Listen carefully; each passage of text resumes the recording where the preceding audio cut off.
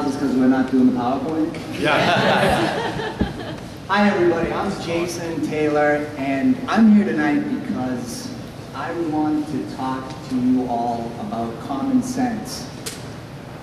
You can cut your energy bills in half. I'm going to say that again. Everybody here can cut your energy bills in half. Now, I just want to say that I've done this. Audrey over here has done this. You can do it too. It doesn't take a lot of skill. It takes a little bit of knowledge.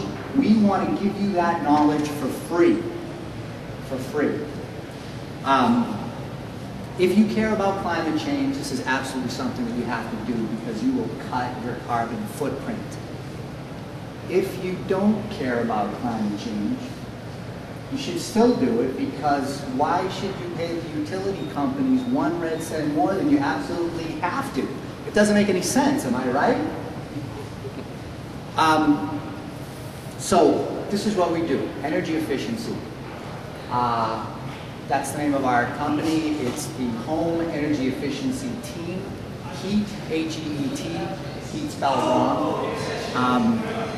Now, every single house has holes in it. You may not know this. Your house has holes in it. In the attic, in the basement, mostly. And these holes, if you took all these holes and put them all together in one place, it's the equivalent of having an open window. So you have an open window letting the heat out of your house all winter long. We want you to close that window. We want you to seal those holes. We want you to fill those holes safely, and if you fill those holes, you're going to fill your bank account. Now, these holes also, there's a thing called the stack effect. I'm not going to get into it, but it's a thing that happens where heat rises and goes out the holes in your attic and it pulls cold air into your basement, and this air movement, this is what makes a cold, drafty, uncomfortable home. So oddly enough, it's not the windows, but by sealing the attic and the basement, you will have a much more comfortable home. You don't have to spend money on windows. So what we do a thing called weatherization barn raisings. And we've been gathering knowledge for the last 1.5 years, and we've been talking to a lot of energy experts.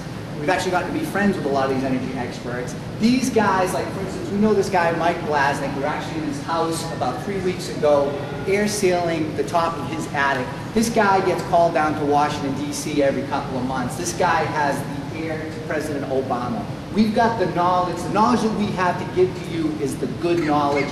And anyway, the way we teach people how to do this thing is through weatherization barn raisings. Audrey's going to tell you a little bit about that.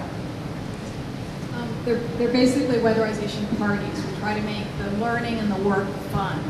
What we do is we have a lot of team leaders, skilled team leaders and contractors who guide the volunteers in doing the work. We keep the ratio of team leaders about 1 to 4, 1 team leader for 4 volunteers, so everybody gets really good instruction and the volunteers and the house stay safe. We call them barn raisings because, barn raisings historically are events where neighbors would pool together skills and strength in order to do a task which is bigger than any one of us could do.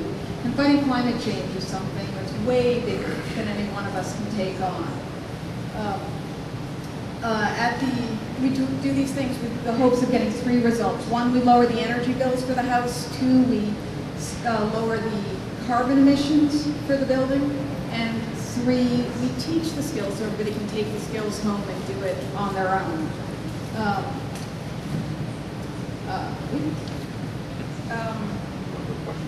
No, one more second, sorry.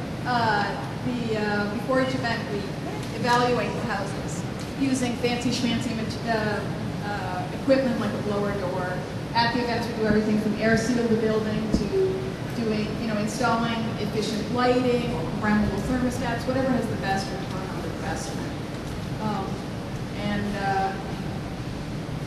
Last thing, from you, we would, if you want, there's 4 things we would love. One is homes to weatherize. We've gotten a variety of grants and awards, and we've had, even though we started in Cambridge, there's now 21 different communities that are doing this around the Boston area. So if you have a home that you want to weatherize, and you want to reduce your energy bills, come and talk to us. If you want to attend one of the barn raisings and learn how to do this stuff, to be able to lower your energy bills, please do.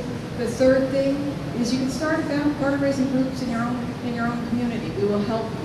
And the 4th thing is we need grants and donations. So if anybody knows any good places, that would be great. We are a grassroots nonprofit. The greenest and cheapest power plant is the one that doesn't get built. So energy efficiency is the answer. Questions?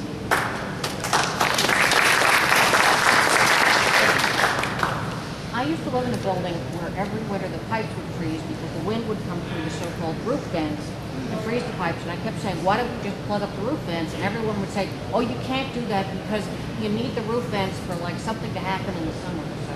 It's used to be buildings were built to breathe, and that was, when we all used coal to heat our buildings, there was a lot of really bad emissions inside the building.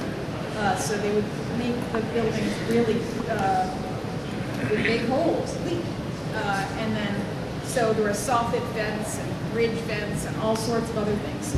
The way buildings are built now or retrofitted now is not to have those. Instead, you get rid of the moisture or the bad fumes where they come in through the house. So in your bathroom, you vent a lot. In the kitchen, you vent a lot.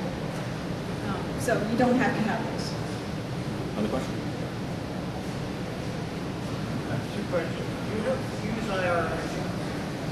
We don't yet have the funding for an infrared camera, but we do have a blower door and combustion equipment. If anybody wants to give us the funding, we're both registered photographers. How big a problem is always on appliances and wall warts and that? Appliances and what else? Always on. Appliances plug in or always on. Oh, it depends on what, appliances, fridges, for instance, are huge energy sucks. Right, but I'm talking about televisions that are never really turned off. They can be quite big. Again, that energy expert we deal with has looked at more energy bills than anybody else in the country, and he's figured out exactly how much each appliance tends to use. If you have a TiVo, they're supposed to be huge energy sucks. It depends on each particular appliance.